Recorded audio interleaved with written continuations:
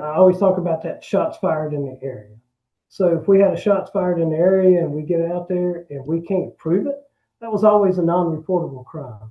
So again, talking to community members, we always knew that was an underreported crime.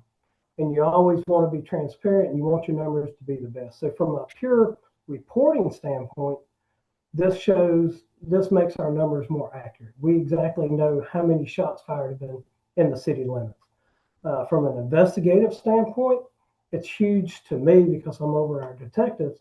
However, it shows me that our intel, when we're looking again, I told you about like the phone extractions, when we're going back, that intel that we're actually getting and being able to save is hugely important.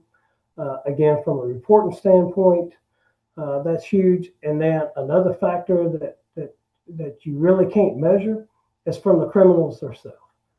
These folks know that we're responding.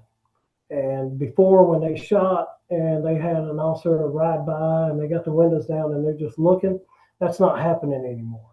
Now they're seeing that officer go to the exact location where they were at shooting, whether it be in a housing project, whether it be on just a public roadway somewhere. Those officers are getting out and they're collecting evidence. And now with those knobbing hits that we're getting, that gun is telling us a story. That evidence is telling us a story, and we're able to actually build cases that way. So it's been a huge success for us.